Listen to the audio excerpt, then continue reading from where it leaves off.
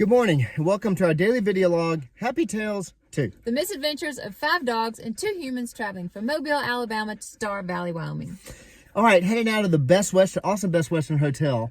But even better than that, this is our second time in Park City, and you found yet another separate incredible dog park. First stop this morning is Round Valley Dog Park in Park City, Utah. It is amazing. It's incredible. Okay, so Cherry Creek we call Doggy Disneyland. Yeah. I think Round Valley is Doggy Disney World. Yeah, this let's go with is that. 2,000 acres of trails, beautiful scenery. Gorgeous. We will be staying in Park City next year and spending a lot of time.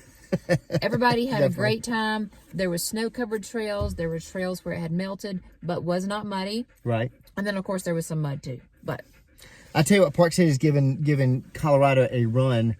Park City, Utah is giving Colorado a run for its money as far as dog parks. Oh, yeah. It was awesome. Beautiful. Incredible. Just absolutely gorgeous area. The girls had a blast. This one right here. She wasn't ready to get back in the truck. I was so proud of her. They did great. So after that, we had a lot of windshield time today because there was a 7-hour drive that we had yesterday. But to beautiful locations like Flaming Gorge, which we've been to before in Utah. So we actually made directions to the reservoir, but it wasn't the reservoir we've been to before. Yeah, it was a little off our path, but our Google Maps took us there, and we think we know why. Yeah, well, the babies got out, and it was a boat launch, but they got to get out in the Green River. We've been here before. We were talking about that. A couple years ago we were here.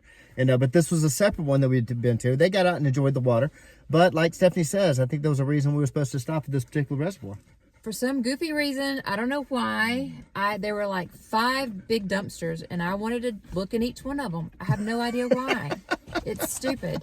And there were, like I say, there were 5. So I looked in 4, and I was like, this is goofy. And then the 5th one, I look, and on the very bottom is a snoozing raccoon. Right, trapped in there. Yes, because the board had fallen, and they had no way to get out. Somebody put a board in there, had a screw on it and everything that was sold, but it had fallen for him to get in and out, or get out. Let's put it that way. So as you can see, Stephanie fixed the board, and now we know why we were supposed to go to this reservoir. So got the board, put it in, and we actually saw it. We woke him up or her up as we were doing that, and we actually saw it crawl and get out. Yay!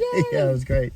After that, took off. We were headed up to the top of that canyon to Flaming Gorge overlook, but some beautiful scenery. It is everywhere you look. It's just Garrett's gonna have a hard time looking through our pictures and seeing which to post. I'm sorry. You're gonna spend hours doing What was the name of that area though? Sheep something. Sheep Basin is my favorite. Sheep Basin is just absolutely beautiful. The water is gorgeous. The steepness of the mountain coming out, all of the colors. It's gorgeous. Well, after that, we finally topped the mountain, got up to, I don't know if it's Flaming Gorge National Park or Red Canyon Overlook. So this is an area that actually was deemed a national park by Teddy Roosevelt back in 1908. And a heavily researched part of the Colorado River. It's really beautiful, but the overlook is gorgeous. So we went there 2 years ago, made it back here, which was beautiful. A little less snow this time, but it was gorgeous. And we also took an opportunity to feed the dogs while we were there. And while they were eating, you and I checked out a neat frozen lake up there. It was beautiful. We did, but at this overlook, you get right up to the edge. Oh my gosh, yeah. Right up to the edge. I don't know how. And how clear the water is. It's super clear. Beautiful. Yeah, Garrett pointed that out. Yes, we fed the dogs.